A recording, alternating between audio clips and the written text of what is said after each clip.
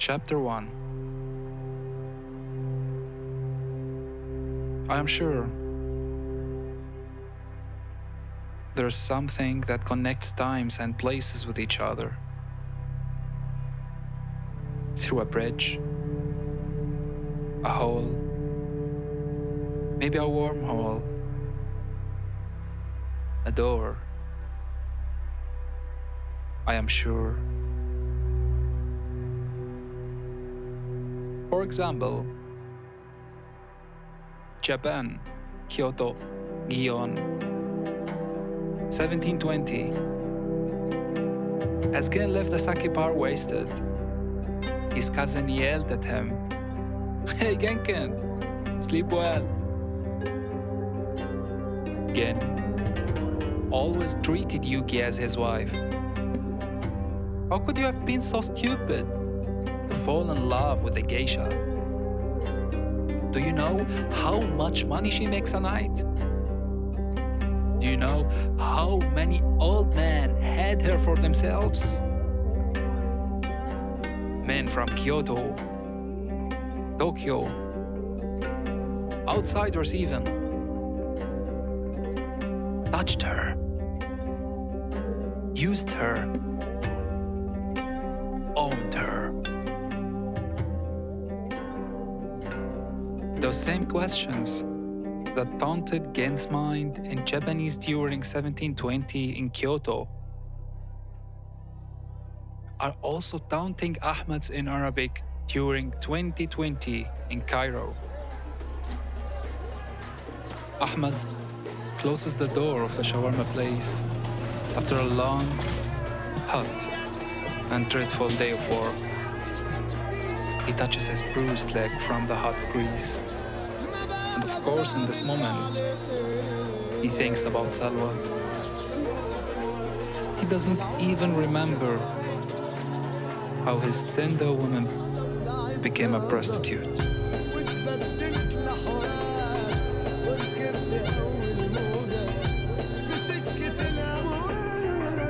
Some people could be monsters,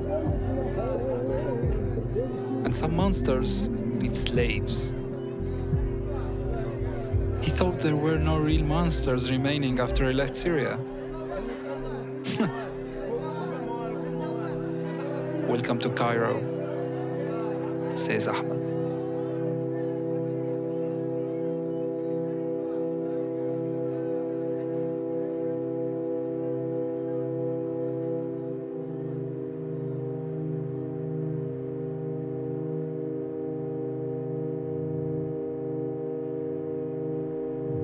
Chapter 2.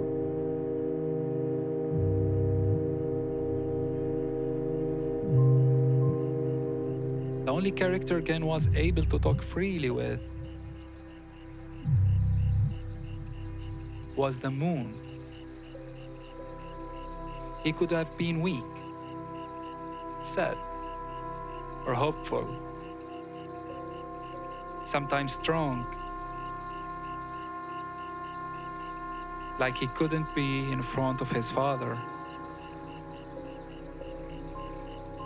who looked at him as an idiot until Gen turned 18. Then, it was society's time to treat him the same. He hated in that moment everything around him. And what made him feel better were two things: tons of money, which will allow him to marry Yuki or to escape from his reality, like he tried with drinking. Please, my moon, help me. Please.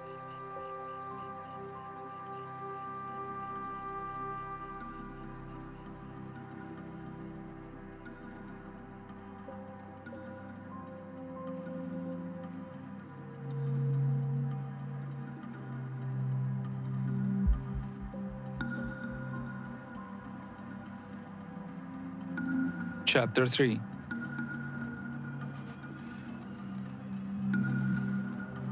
like when the moon waits for the sun's light to shine on him.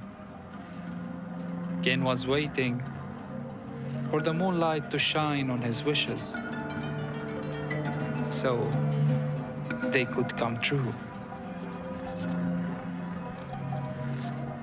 The moon creates bridges between two realities when they both seek the same.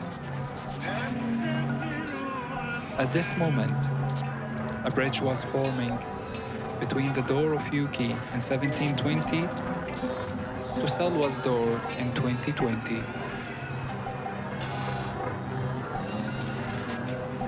When these two doors are open, the wormhole will be activated. The hand of Ahmad opens Salwa's room door at the same time that Gen opened the shoji door of Yuki. The act of opening these doors is different. But the result is the transition between Ahmad's body to 1720s Kyoto and Gen's body to 2020s Cairo.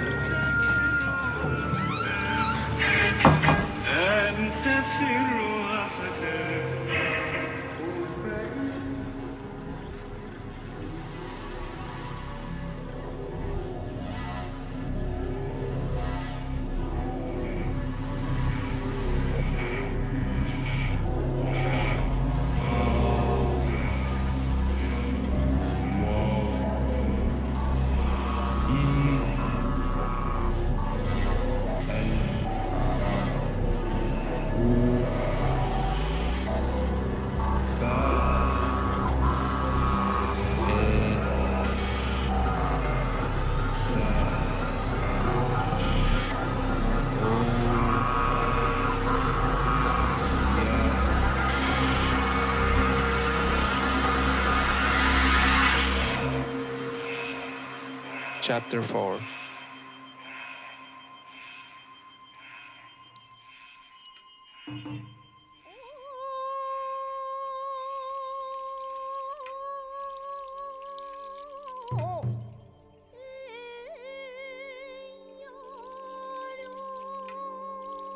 Ahmad entered Yuki's room. He was stunned as he observed the detailed walls and furniture and noticed a young woman sitting with her back to the door. Yuki was playing Far Eastern music on her shamisen. Ahmad reached the middle of the room just as Yuki suddenly stopped playing. She was talking in Japanese, scolding the man in her room, believing he's Gen. Drunk again? Late again? And yet, you want me to be yours? Ahmad's astonishment turned to fear as he heard the aggressiveness in Yuki's words. Although he wanted to remain silent, he couldn't harness his stuttered reaction to Yuki. She heard his stuttering and continued to berate him. You are a stupid one who cannot even react with words when I hit you with facts. She finished speaking and turned herself to Ahmad. She caught one glimpse of his face and released a blood-curdling scream. While Ahmad lived through all of what happened until Yuki screamed, the amazed Gen looks out of the window of Salwa's room to the crowded Egyptian street. As hearing this new language, gazing at this strange environment, the shower faucet stops and the door opens. Naked Salwa exits the bathroom and looks at Gen's back. His hair his clothes, and his posture.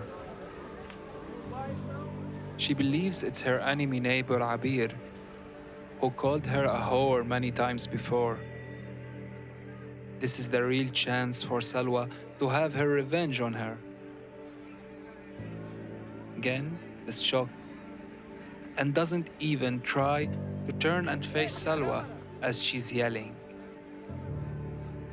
What are you doing here, bitch? You kept talking about me as a whore and I remained quiet this whole time. All what I want to understand is how you are allowing yourself to enter my room after all what you have said. Get out!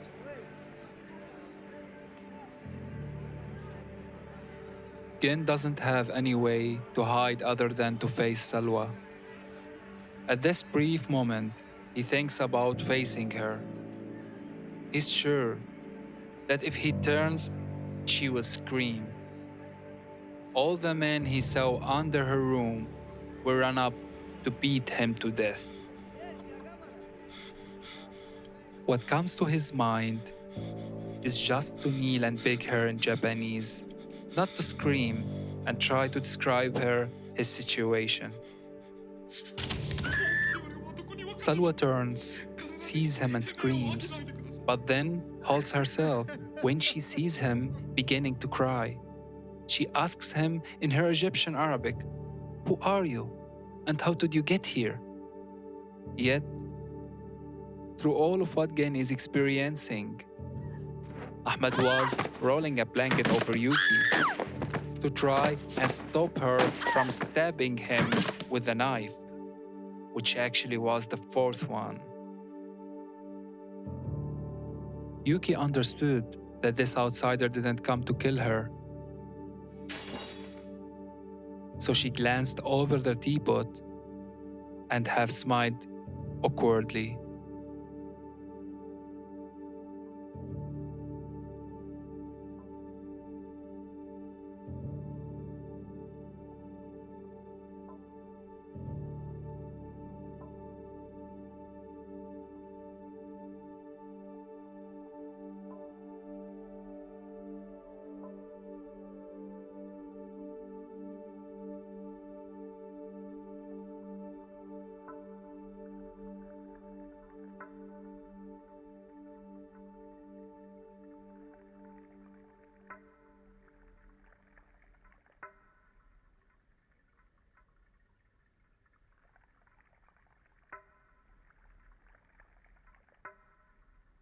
Chapter 5. This door is one, but it's able to open two sides of itself.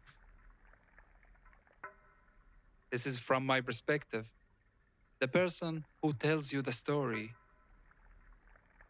But for Gen and Ahmed, for Salwa and Yuki, this door is two doors, which maybe are waiting for one wish of parallel places and stories to create a new bridge, a new wormhole.